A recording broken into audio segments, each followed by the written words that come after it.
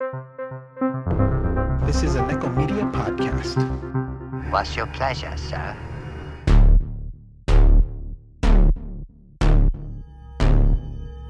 Welcome, cinephiles and Cenobites. This is Cinebite20 of Season 3. I am your host, Annika P. Cat Cenobite, living in hell. Happy horror days to everyone. There's still time to do some last-minute shopping. May I recommend watches from Walmart?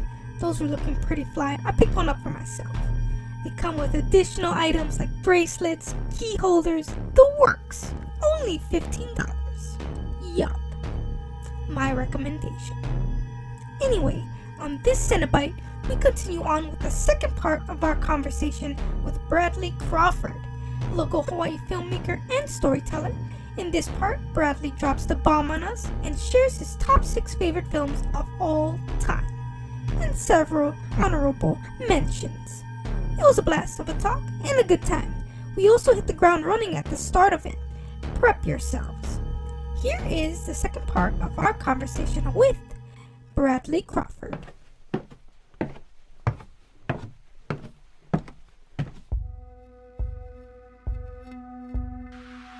So I was gonna drop a bomb on you guys. Oh, okay. Yeah, I'm really curious about this because I feel like it might be really dividing. What did you guys think of Solo, the Star Wars film? Oh my god. In retrospect, I hated it. They fucking bamboozled me again, Disney, and I am not watching next one. Okay. What about you, Anna? Man, I enjoyed the movie, man, for what it is. I mean, it just there's that division. I knew it was coming. Yeah. Like, you know, I feel like you're happy that they like fucking placated you with all the fan service that had nothing to do with the plot. Yes, I do love the bits of the Easter eggs and the urban myths of Han Solo and everything that we've come to know about him. And I mean, the Parsec shit, which still isn't even in Solo. And the fact that we're living in a time where we could have had a Star Wars movie once a year, a new Star Wars movie. I'm burning out on it. They're getting lazy. No, well, also too, when you it's not going to happen think anymore. About it, right? Good. I hope she's fired. Oh anyway, I don't know. That's mean, but I mean, demoted, or somebody got to watch her and be like, hey. Oh, did you hear that in episode 9 that Mark Hamill's going to be in it? Like, Luke is. Yeah, I heard the ton of shit about that. I'm just over it. It's like, okay. But I mean, for the most part, yes, I enjoyed and Solo with that trailer, like that was enough to get me in, but it's like you get more. You get more than that. It's like that was just the tip of the iceberg. Like, so that's what I was happy about too. Yeah, so, thanks for ruining fucking Lando. I mean, coolest actor ever, but now he's like fucking robots and shit. I don't know. Pansexual. Like everybody. They never said that though. They never 100% said, "Hey, Lando is down with this robot." They had an emotional connection, not a physical one necessarily. Sorry. So here's why I dropped this bombshell on you, and this is kind of interesting, is because I actually liked Solo. But let me explain myself before you chastise me. Okay. Number one is I'm a sucker for Westerns. I always love Westerns. I'm a huge Bebop fan. It's the greatest anime ever made. And so I'm a sucker for Westerns. And that's what that movie is it's a Western. You know? Right. You have the train robbery. You even have Indians that come in and try to stop the train robbery. And then you have the saloon scene with the card, where they're playing in the saloon, dirty saloon. Right. And then at the end, there's a gold mine that they have to, steal from. It's a Western. And I loved it for that. I appreciated it because, one, it had nothing to do with the fate of the galaxy, which, honestly, I appreciate that Star Wars is always about the fate of the galaxy, but I like that wasn't in there.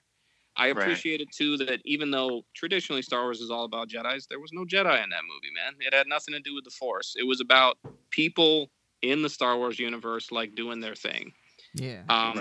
And I kind of like that. Also, a lot of people gave the main guy a lot of crap for not being the Han Solo we know and love. And not portraying Harrison Ford. But he's not Han Solo yet, man. Woody Harrelson in that movie is Han Solo. Woody Harrelson is the Han Solo we know and love.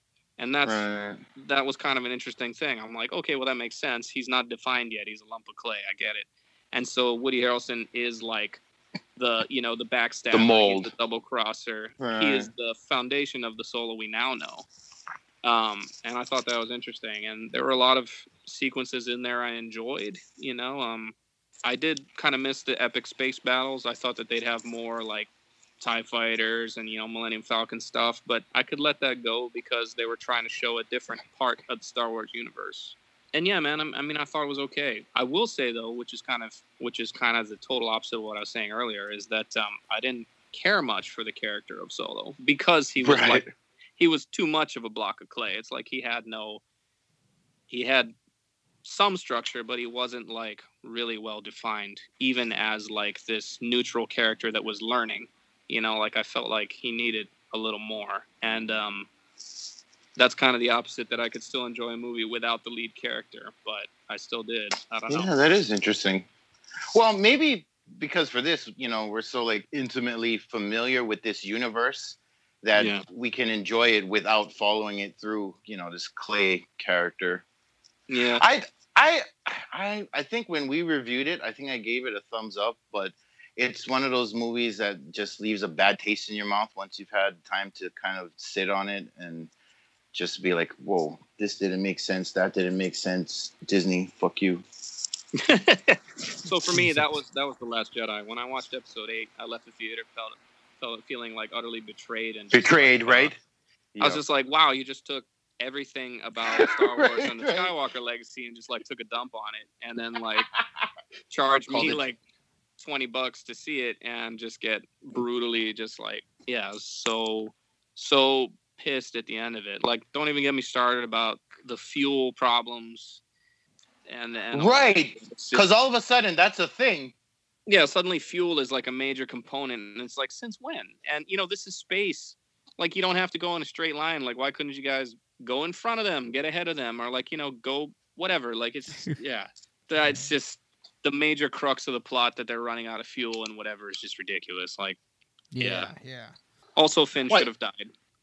Yes, that would have like given me something to be like, other than just I feel like they wanted us to hate Rose, and then they fucking talk shit about us when we did. It's They took the theme from Avengers, though, right? All life has value.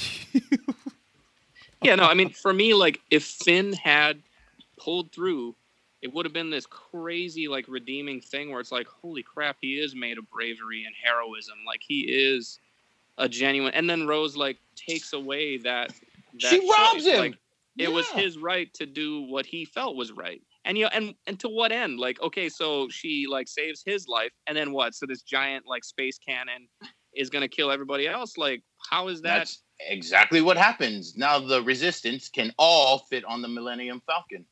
Yeah. All the remaining like, me and my 12 guys, you are fucked up, New Empire, First Order, whatever. Like, also, really, we're going to rehash the entire OT, but in different clothes. Anyway. Just this whole thing has so much problems.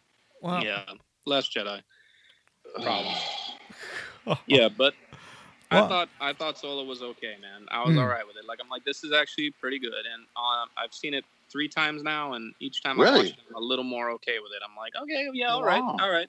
Like, there were problems. There are problems. Every Star Wars movie has problems if you really get into it. Yeah. But I was like, I'm okay with this. Like, I like this a hell of a lot more than I liked Last Jedi. So, Nice. I'm still waiting for that Steelbook to come out, so then I can pick up my Solo copy. I'll say this about Solo, and maybe actually as works of art, Last Jedi functions higher because it provoked a response. Like, Solo, I'm like, fuck that movie. But like Jedi, I'll go on rants and shit. Like, I fucking severely hate that movie. So, it provoked like an emotional disgust. But yeah, Solo was like, you watch it? Oh, cool. I disagree, but I wouldn't like get into naming facts why it sucks and shit like that. Because you care. Okay, so because you care so much about the characters of Star Wars, right? I mean, when you talk about Star Wars, what do you talk about? You talk about, oh man, that scene where, Han Solo, Chewbacca, R2, whatever. It's like, you care so much about the characters, you have such reverence for them, that in episode 8, when they trashed them all, you're just like, wow, okay. All right, like, especially Luke, I feel like the biggest disservice was to Luke Skywalker himself. It's like, because you love him so much, because you've been with him so long, that to see him reduced to this, like, curmudgeon-y old, like, grumpy asshole, it's really disappointing. Like, isn't this the guy who, tried to save his father, Darth Vader, like the biggest villain in Star Wars history? Like, isn't this the guy who was willing to forgive and forget and, like, save his dad? And now he's gonna, like, kill his best friend's son because he has, like, a bad dream, or whatever. It's like, it was crazy. I'm like, what the hell is happening to Luke? Like, why is he drinking space milk? Why is he, like, abandon everybody? Like, Luke doesn't run away. Luke Skywalker, like, goes to the fight. Like, he's like, I gotta save my friends, I gotta help my friends. And then, okay, so he, like, holes up on an island and, like, sort of erases the map that leads to him. To what end? Like, how is this in any way beneficial to anybody? Yeah, I don't know. Yeah, see, I feel like that curmudgeon-y thing could have worked. I was willing to give it a chance, even though I was pissed that the stupid joke of he gets the lightsaber and he, like, chucks it. I was like, all right, what was that for? Go get it. Anyway, I was like, okay, now he's, he's done some out-of-character things, like, trying to murk on his fucking blood family. But I feel like he could have dug his way and arced back to something. But I don't know. They just don't spend enough time on it. And then they just like, oh, apparition at the end. And I was like, you know what? I don't give a fuck that he did that thing. That's fine. But I don't know. Dude, the apparition thing to me was one of the weakest. It's like that thing where it's like, I'm gonna be there for Christmas, guys. Like, I'm coming over for Christmas. You're gonna see me. I'm gonna bring presents. It's gonna be awesome. And then at the last minute, it's like a phone call. Phone call, right? That's what he did, man. He, like, phone called. He phoned it in. He's like, hey guys, I'm here in spirit. And then he, like, sort of does a thing and, like, tricks Kylo, and then he just vanishes. He's like, all right, cool, I did my deal. And then he's like, whew, and, like, goes into the Force or whatever. Like, all right, cool, I made my phone call. Like, they know I love them. I can like, vanish now. I'm retired. It's like, what the hell? It's like the most disappointing Christmas ever, dude. Yeah, I mean, I'm on that too. I wasn't as livid about that as some of the reactions. But yeah, that's basically what he did.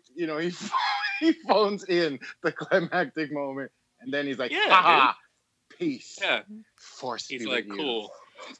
You guys saw me for like 2 seconds, and I barely said anything to my sister that I haven't seen in like 30 years. Right. And he's like, hey, also your best friend that you spent 3 movies with, he got murdered, Yup. Yeah. So by the way, back to this other thing. Oh, okay. Right. Yeah. Chewie or R2, like, he barely says a word to them. It's like, dude, that's R2, man. Like, R2. Where's the moment? Right. Like, where's the moment where you whatever? And nah, dude, like, I said my piece, and then he then he hangs up the phone and he, like, shakes out his robe and just, like, withers away. It's like, what the hell? He's just done. So is he, like, what I heard is he's gonna do one of that fucking Yoda thing in the next one. He's like spirit guide training for the plot. Is that what you heard? Oh no.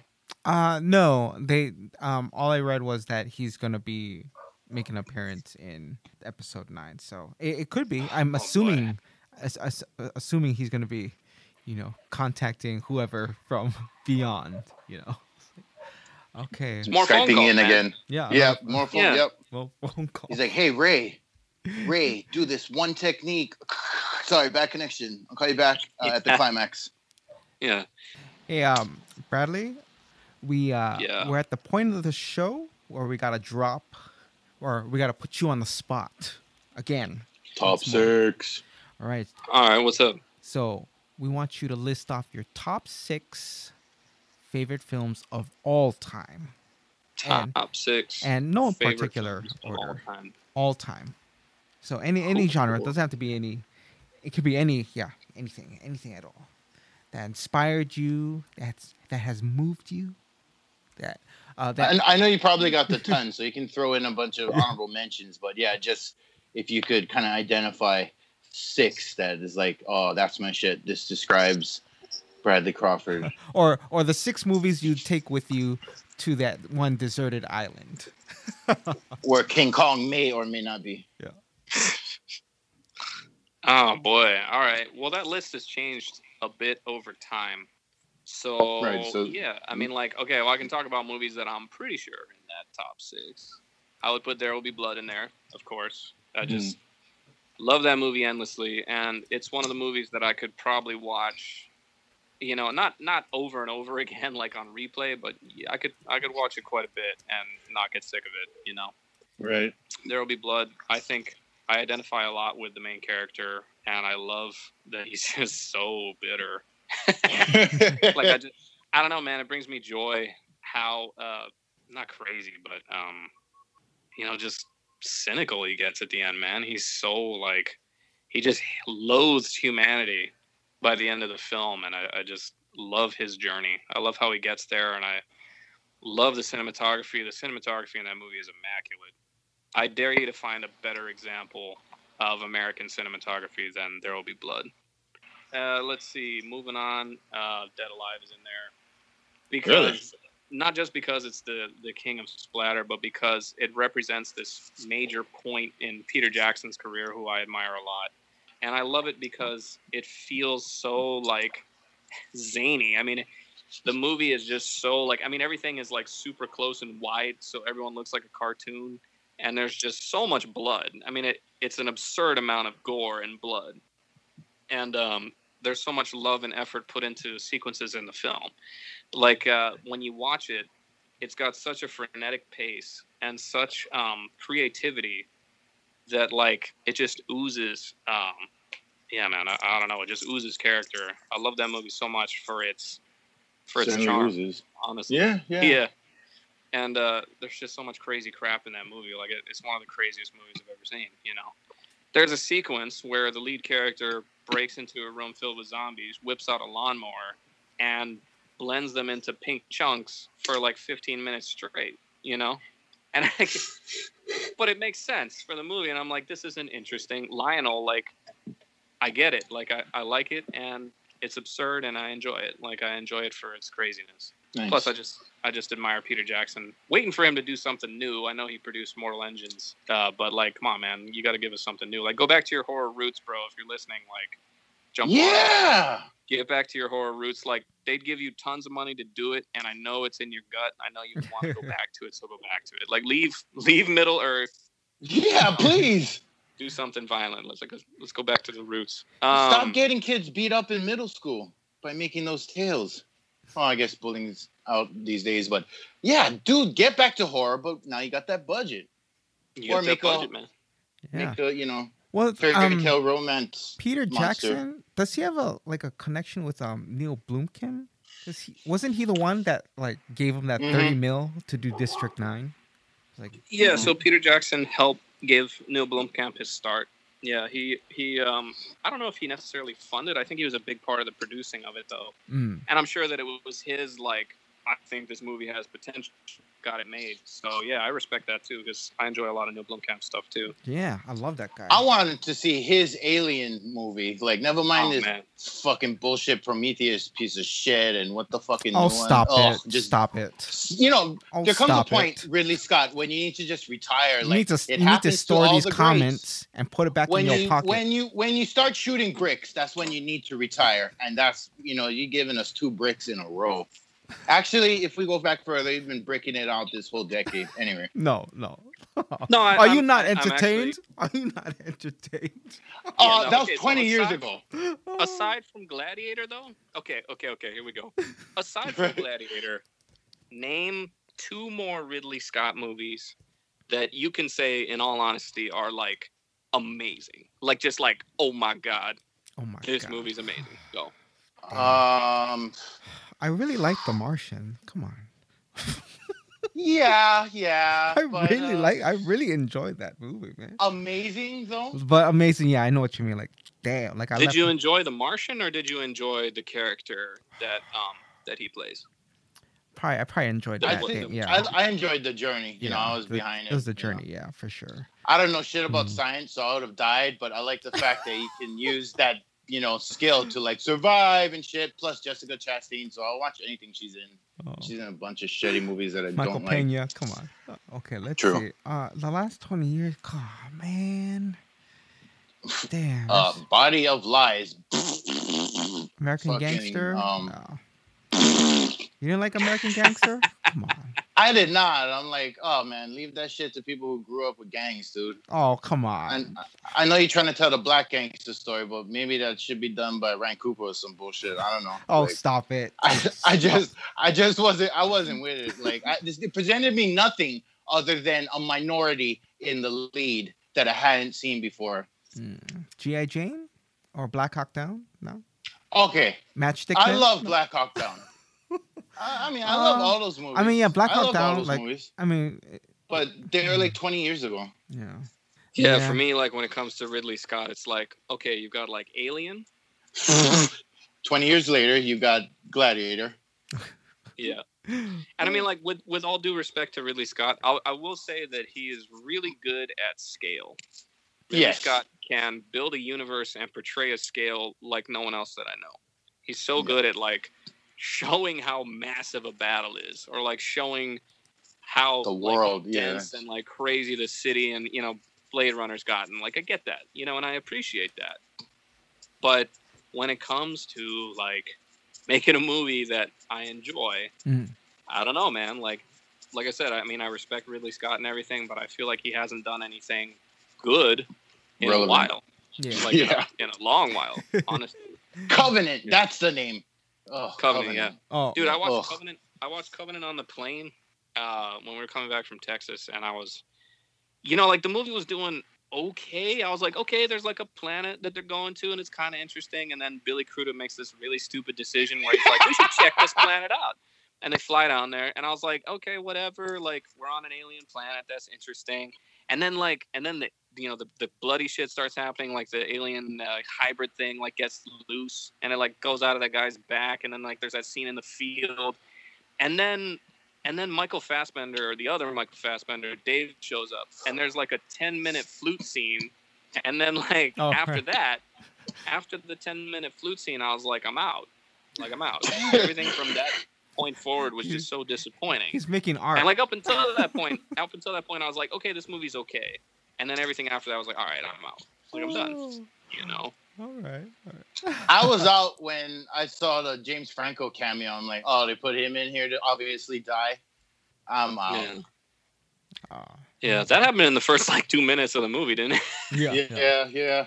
After the opening 10 minutes of talking, creator, covenant. And then, they introduced James Franco, and everybody, we're going to sleep. We wake you up when you get there, because guarantee that'll happen. Oh, no, something went wrong. Oh, man. Nice. Oh, that's good. That's pretty good. Where are we at? Let's see. I think we had two films.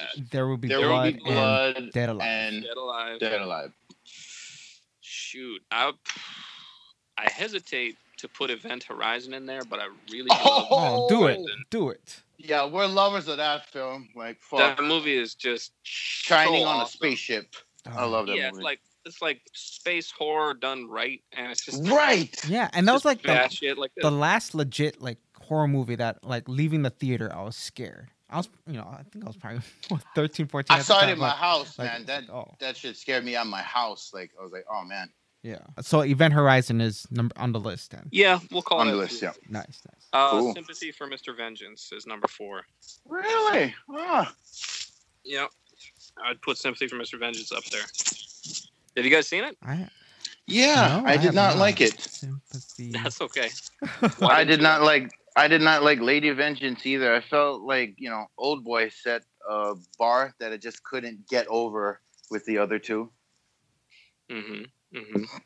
So for me, what Sympathy for Mr. Vengeance does extremely well is that it presents things in a way where you have time to think about it and really gestate what what that shot is about, what that scene is about, what that moment is about. Oldboy has more of a commercial. It's kind of frantic. It's like the pacing of it is really quick and jittery. Yeah. And, Oldboy is good. Don't get me wrong. I enjoyed Oldboy. I didn't like Lady Vengeance at all. But Sympathy for Mr. Vengeance to me was really strong in that regard because it gives you enough time to examine moments. Like there's a scene that I love where the dad first finds out that his daughter's dead, and he's at the scene of the crime, and there's like guys in boats going back and forth in the water, and it's from really far away. It's like this crazy wide shot, so you get a sense of like the place of it in the scene, and then it punches into like a foot away from his face, and he's just crying and holding his daughter, and then it cuts back out to the wide, and it's like you just have this brief moment of like intense like agony from this character, and then it comes back out to the wide. Or like when the girlfriend is going down the elevator and she's dead, and the deaf guy's in the elevator with her, and we're just riding in the elevator for a while, and you think about how crazy this moment is, and then her like body bag drops down and reveals her face, and he sees her for the first time, and he reaches over and he just grabs her hand, and he's like rubbing her dead hand. And it's like, I love that stuff. There's not a spoken word in either of those scenes, but it conveys so much. There's so much less dialogue, and it's so much more about seeing it and experiencing it and feeling it. And I don't know, man. I love that whole movie. I love it because it gives you time to think. I mean, it is a slower pace and it's a slower burn, true. But it hits on things that I really, really appreciate. Or like time passing, right? Like here's a good example is, how do you show time passing in a movie? Do you show a montage of city streets? It's like daytime, and then it's midtime, and then it's like nighttime, and it's whatever. Or do you show like a car door, and he like puts out a bottle of piss, right? He puts out like one plastic bottle, and then we cut away, and when we come back, there's like 3 bottles, and you're like, oh, okay, a significant amount of time has passed. It's like really simple, really easy to understand storytelling, and it conveys so much. Right. Yeah. So for me, Sympathy for Mr. Vengeance was phenomenal. That's some interesting points. I will definitely give it another look, and I guess maybe too expectation played into it. So I know I've been told that expectation is kind of the enemy, and that's one of the reasons why I hate Blade Runner to this day. Yeah, like it's beautifully shot and well acted. Yeah, all right, just one fight. Anyway, nice. I really enjoyed. Bullshit up. Okay, well, what did you think of the next Blade Runner, 2049? I liked it more because I knew it was going to be boring. Okay. Like, I feel that it's such an established IP that there were no illusions about what this was. This is a thinking man sci-fi. There's no action. You just got to get enveloped by the world and its theme. And because I expected that, I was prepared for what I got. And, I happen to like a lot of that Villeneuve or whatever, his fucking slow burn. Sorry. Would you say that because you had certain expectations, you enjoyed that movie? Yes, I would. Because, that kind of, it prepared me for what I was going to get. Plus, I really liked the director.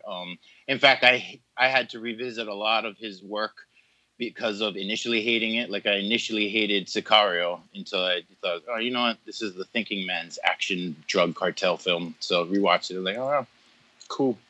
So yeah, the expectation definitely played in the favor of 2049 versus, Blade Runner as a fucking teenager. I'm gonna watch this shit. It's supposed to be classic. Wake me up. All right. Did you like the new one? I did. I enjoyed it a lot. But I honestly enjoy movies that, don't get me wrong. Like, I love balls-to-the-wall action movies, too. I was talking about The Raid. I love The Raid for its insanity. Like, I'm cool with all of that, too. But I do also really enjoy movies that give you time to sit there and think about it and consider things and, like, feel what the characters are feeling and figure out what they're trying to do just from their expressions, less dialogue, more visual. Like, I appreciate a movie like that, too. Now, don't get me wrong. If it's too damn slow, or like completely without purpose, like for example, I did not like Mandy at all. Oh, I haven't seen that yet. I don't think I wanted to, but you definitely say fuck it, shitty. No, I love Nicolas Cage and I love it when he's crazy, but Mandy was like, it was an exercise in tolerance for me. Like, how much nothing can I tolerate? How much like weird and artsy crap that serves no point at all can I tolerate? How much, you know, I mean, I don't know, man. Like, there's a shot, for example, where she's walking, the character of Mandy's walking down the street, down this dirt road, and this van is pulling up.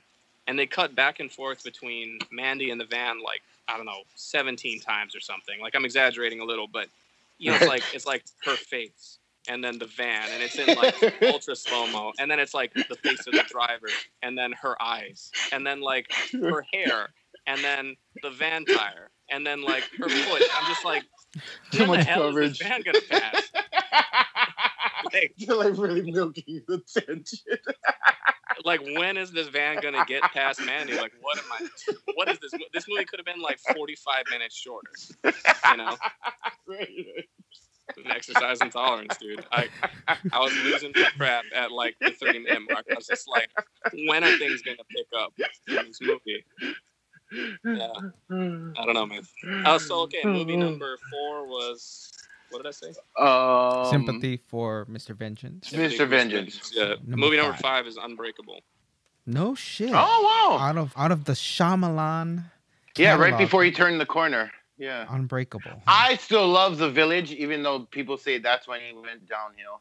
I mean, like, I'm not gonna sit here and argue about when he lost his touch or whatever. I think he got caged into a box, much like Nolan, where it was like, okay, well, you know, Shyamalan can only do one thing. He always has to have a twist, right? Like, and then and then he got stuck, you know. But Unbreakable for me, like, here's what I think happened. I think he was like, all right, I got 2 ideas.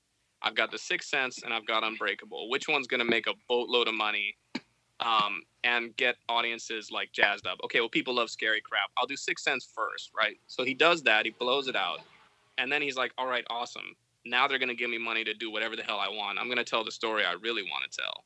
And then he made Unbreakable, which was like his masterstroke. He's like, all right, this is like the greatest idea I have. I'm going to do it in a way that is really interesting and you know, will put my mark on cinema. And then nobody watched it. Like, nobody watched that movie, even though it was so great. Yeah. And then he's like, okay, crap. Well, I got to get back to doing scary crap with twists. And then he blows out Signs. And it's like, and then he got stuck. After that, like, Village. I still liked Village 2 to a point. I thought the concept was really interesting. Yeah. But then he did Village, and then he did, like, Lady in the Water and Happening, and we all know what happened with that.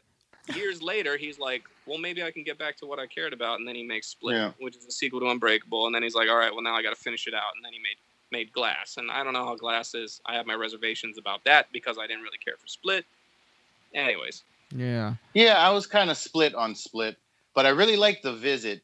I felt that was kind of a personal film that still had all his trademarks, but without the fanfare. Don't spoil. Like, I just picked that movie up. Like, I still haven't seen it. So, sorry, I was just gonna say it's dope, but you know, it might want to be one of those things like The Witch. You watch it, Mock said it's dope. What the fuck is not happening here? Well, no, I mean, I'm a big fan of Shyamalan, but like with The Village, like, just recently, like, I was watching that. Like, I told you this. Like, I totally missed that fucking key moment in the movie where they tell you what time they're in. Like, the date. The date. Grave. Like, I totally missed that. Like, I was like, what the fuck? Like, I thought this was like an Amish village or something like that. They just didn't. Like, I didn't know it was 1876 or whatever. Like, okay, that just totally like I can't appreciate. Like, I don't know if I can appreciate this movie more or less now, just because I missed that key moment in the movie. Yeah, and with Unbreakable, like, I don't know. I feel like with that one, like, I don't know if it's like a marketing thing too. Like, it totally sucked me in the trailer. Like, oh shit, she's the only guy that survived on this train. What's going on? And watch the movie, and I'm like, like, I don't get it. Like, okay, so is he superhuman? Like, is he a real superhero? Is that what they're trying to do here? Like, and, yeah, you know, I think. I have to probably watch it again, and I think, like, now I probably appreciate it more just because I get his style now. So it's like, all right. One of the biggest things to look for in Unbreakable is there's just so much brilliant subtext in the cinematography. Okay. You know, I'll just blow off a couple examples here. So when David Dunn first, when he's first talking to the doctor, right, he has like a train crash and then he wakes up in the hospital, and he sits up and he's talking to the doctor. In the foreground, way foreground, out of focus, there's a body laid out, and it's like having trouble breathing. It's under a sheet. And as the doctor's talking, he's talking about like there's only 2 survivors, you and this man. And without saying who that guy in the foreground is, you know who that is. That's the other survivor. And he's like, you know, you have not a scratch on you, no. And as he's talking, the guy in the foreground starts to bleed. You see this pool of blood at his stomach, and it spreads out, and the camera pushes past him. And it's like stuff like that where it's like, okay, without showing it, they're eliminating that anyone else survived. Now he's the sole survivor. And we're past that. We're literally pushing into the story of David Dunn now. We're beyond the train crash. Or like when the news first breaks that there's been an accident, right? The son is watching TV, and he's laying on the couch upside down. And then when the news breaks and they're like, oh, the train crashed, da-da-da-da-da, he flips over. He physically, like, flips over, and the camera flips over as well. Because his world is literally turned over when he finds out the news that his dad's train has crashed. So he literally flips over. Every time that Mr. Glass appears in the film in every age, you know, he starts as a little kid, and then he's like 10, and then as an adult, he's always, the first shot that shows him is a reflection in glass.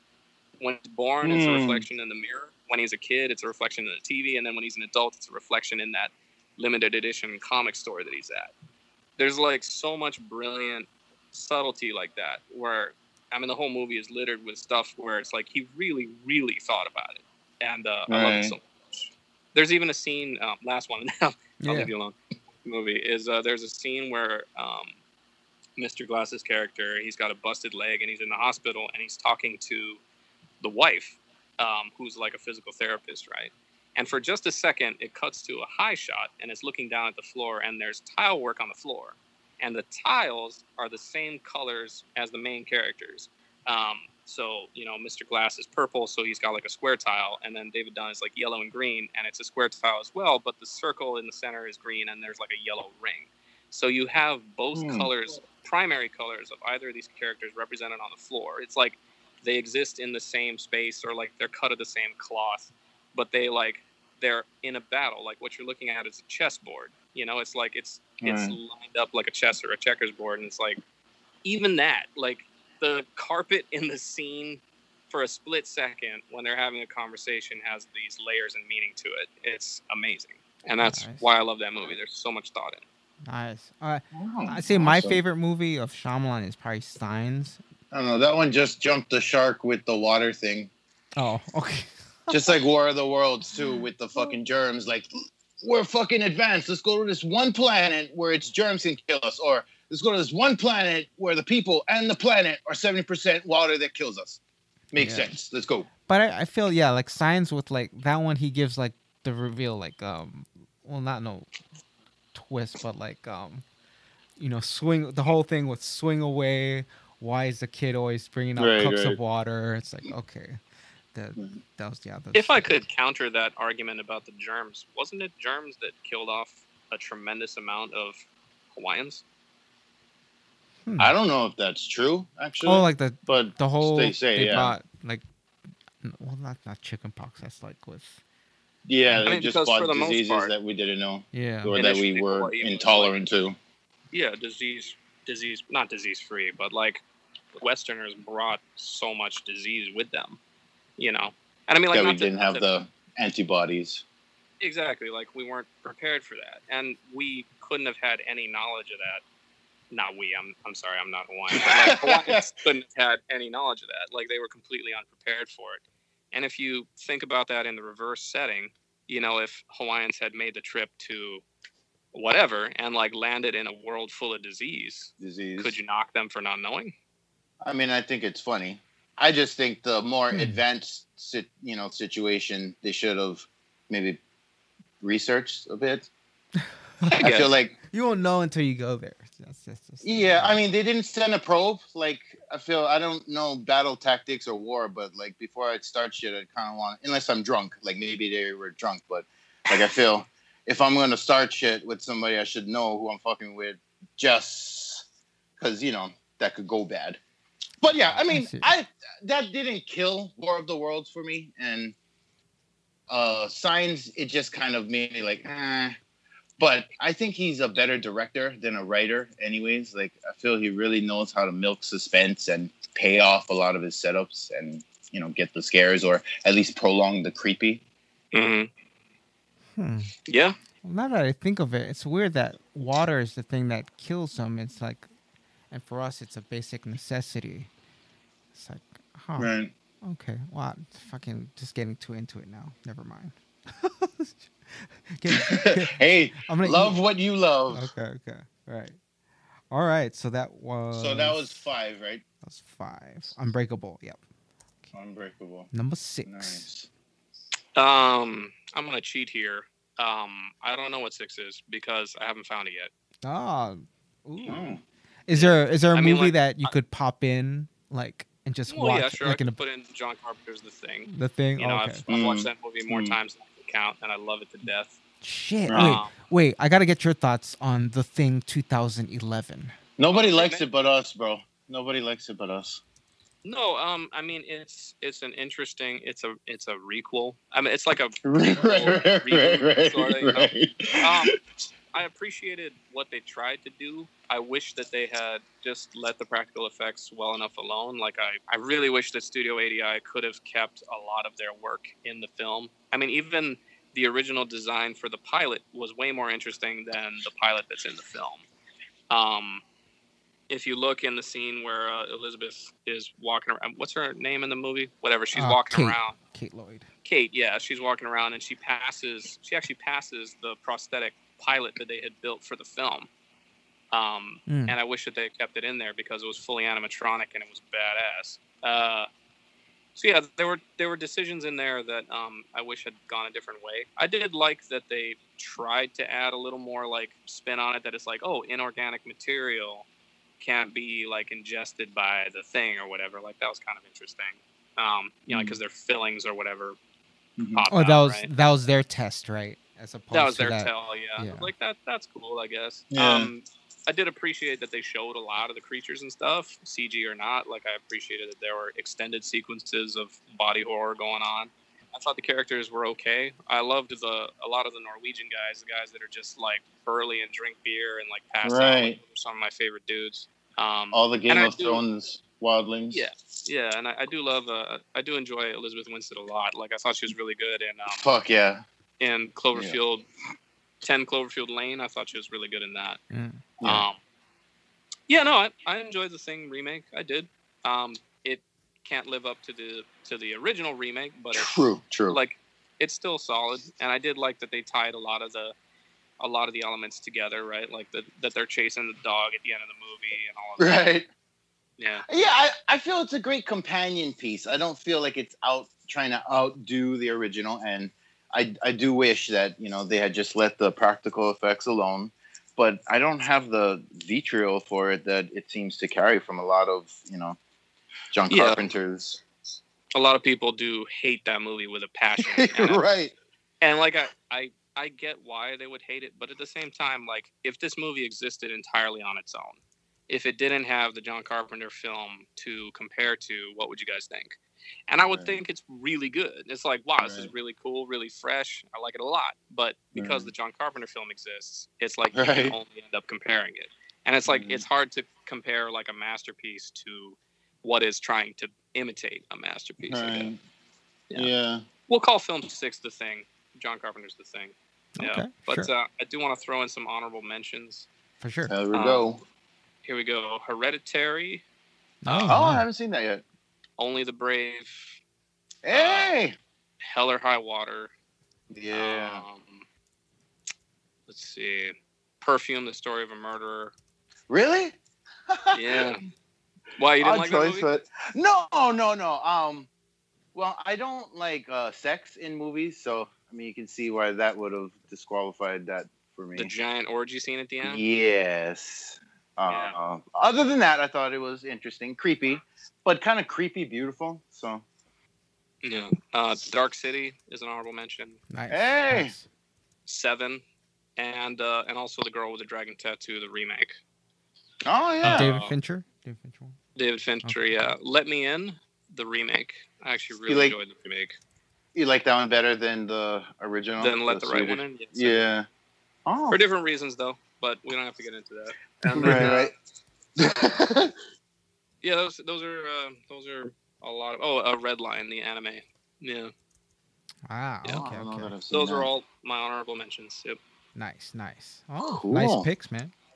Nice picks. Yeah, nice range too. Yeah, I like the range. I like Only the Brave. Like, I feel that kind of sticks out on your list. What about it? Just that it's so different. It's the only film that doesn't have really a dark ass tone to it. It's very uplifting. Have you seen Only the Brave? If that's the one I'm thinking of, the fireman or the fire smoke guys. Yeah, I love that movie. Yeah, no, I love it too. And this is the thing I was talking about, is that it's like, just because I'm a fan of splattergore and whatever, like I still appreciate a good film. Right. Like if it's well made and it's well done, I can still appreciate it. I mean, honestly, I don't like a lot of comedies, but that's not because like I don't appreciate comedies. I feel like comedies kind of fit into this class where it's like there aren't characters that are motivated by real things. They're just punchlines, So a lot of times I feel like comedies suffer from a lack of strong lead characters. But there are good comedies too. I mean, don't get me wrong, True. I also think comedy as a whole has changed so much. Yeah. You take a movie like Airplane, which is like this weird blend of like slapstick and I don't know what. And, that used to make people laugh a lot. And I still enjoy it. I enjoy a lot of like the Zucker brothers and what they do. But then you put it next to something like anything by Seth Rogen, where it's like, it's just all about what you say and how you say it and like awkward pauses. And I don't really care for that style of comedy, which dominates modern comedy. So it's kind of hard. And that's not to say there's no good comedies. There's just no comedies on my list of top movies. Yeah. Okay. Well, I think for you, because you appreciate really the use of the camera and everything it captures, a lot of comedies could easily just be fucking stage plays. Yeah, that's true. And don't get me wrong. Like, there's some comedies that are like I wouldn't call like Guardians of the Galaxy a comedy, but there's a lot of humor in it. Right. And it's like, I enjoyed Guardians of the Galaxy for its characters. Right. Oh yeah, yeah, for sure. Chris Pratt. But yeah, Only the Brave, man. Great characters, just awesome filmmaking all around. Yeah. Yeah, I feel like that one walked a fine line that could have been, it could have drifted into the like, or cheesy, or like preachy, or like, everybody, this is the fucking hero movie. But it managed its tone super well, and you care and you cry. The number one argument I hear from people for that film is that they feel like the end scene is rushed, where where everyone dies. And I don't think it's rushed at all. I think it's appropriate because that's how fast it happened. I mean, it probably happened even faster than that. Like, they didn't have a chance, and we as an audience don't have a chance to be ready for the inevitable, And I thought pacing-wise, it was actually pretty brilliant to make that section fast and furious, and like you don't have a chance to breathe, and then they're dead, and it's just like, holy crap! Like the first time I saw that movie, it just blew me away that it's like so sudden and abrupt, and then they're all gone, and it's like these characters that you loved for so long are just they're just gone, and that's what happened in life. It was that fast. That was it, Yeah. And I would counter that argument and say that I feel like it was appropriately quick. I think had they milked it, it would have achieved falling out of its tone and like, oh, cheesy. Yeah. Cool. Well, Brad, B, I like a lot of the reasons why you like some of the films that I didn't enjoy. So I'm very anxious to see your narrative work when you've completed it. Thanks, man. Looking forward to Fall Guy. Really excited, sure. Yeah, it'll be interesting to put my money where my mouth is, I can talk all day about the things I love and appreciate and whatever, but when it comes down to the doing and the conveying, like, it needs to be there. And that's exactly why I have such a hard time releasing personal projects. So this is actually a really big step for me, because no matter how I feel about it, and no matter how much stuff I'm like, damn it, I should have done that differently or whatever, like, it's coming out, man. Right. Like, it's coming out. Probably next year at the latest. Nice. Well, I mean, from what you've talked about of all the films you've said about today, you sound like a true fan cinephile, a student of film. I have no doubts that Fall Guy is going to turn out awesome, man. Looking forward to that. Yeah. Thanks, gentlemen. I appreciate that. It's been really interesting to talk to the two of you. I think you're fiercely intelligent and quite funny as a duo. And it's been an absolute pleasure and a blast to be on this podcast. And I really appreciate you taking 2 hours out of your day to like sit down and shoot the shit with me. It's been really fun. And hey, this is my first podcast ever, so yay! Oh yeah, for sure, man. Hell yeah! I'd love to have you on the show on a future episode because it was a good time. Yeah, maybe after you premiere, we can get your thoughts on and explain us kind of that whole project, and we can kind of say what we thought about it. Yeah, absolutely, we'll revisit absolutely. Nice. And maybe then you'll have like a different number 6, since that's kind of right. That's like the one you leave open for like, ooh, impress me, maybe. New films. Yes. Yeah. Cool. Cool. Yeah. Where you wanna say where they can hit you up at? They can find you on social media, and if you got any shout outs. Oh yeah. If you want to see my work, my commercial work, you can hit me up you'll find me on Vimeo. You can just look for me under Bradley Crawford. I'm there. Same thing with Instagram. I'm pretty easy to find. And then, as far as people I want to give shout outs to, I got to give a shout out to 1013 Integrated, of course, the production company I work for. You can find them all over social. They're on Facebook, Instagram, and everything else. Blackout, a.k.a. Michael Tanji, phenomenal cinematographer, and he's going to blow up any day now. So check his work out, too. Just look up Michael Tanji on Vimeo. That's where he promotes a lot of his own personal work. And then also Reno Champ or On Air Champ. He's in the process right now of putting together a short film that's going to blow everyone's mind. And that's coming out soon. It's called En Route, so you can look forward to that. Also look up his last film, A-Frame, which came out about 2 years ago now. I edited that, and it's pretty stellar. I'm happy. He directed it, and he did a phenomenal job, so hats off to him. Nice. Awesome. Well, cool, man. And then, of course, all my TV Pro homies and everyone else, everyone I work with. Love you guys.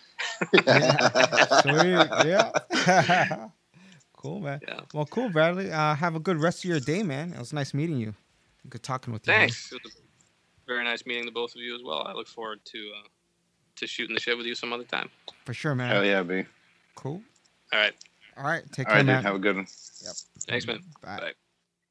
All right, well, that is it for this episode.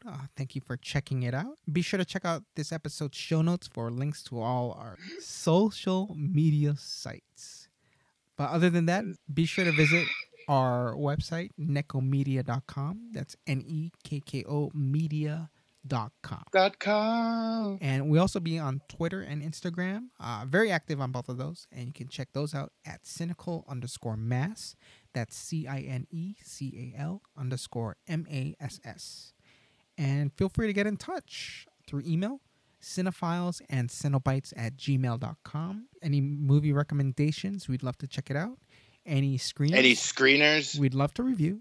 Any potential guests? Yeah, we love having guests on the show too. Yeah, if you're a filmmaker, fucking hit us a line and we'll get you on the show. Ask you your top 6 movies and what it's like to be an artist like you. Oh, yes. And any fellow cinephiles and Cenobites. You are welcome. Yes. Any place that they can hit you up, Marks? At villainous_kind. Instagram and fucking Twitter. But don't bother. I rarely check it except when I'm drunk. So okay. I'd either send it to Ono or the show. Yeah, you can check me out on Twitter at thisisono. That's this is OHNO. Same goes for Instagram. Oh no. Yup. All right. Well, thank you again. Take it away, Annika. This has been a Nekko Media podcast broadcasting from the Blood Cave, part of the /Potter family. For myself, Annika Pussyfoot, Mox, and Ono, keep the lights on and check under that bed because there's only one universal truth. No lives matter. That means you. Stay rating, Wokeland. We have candy.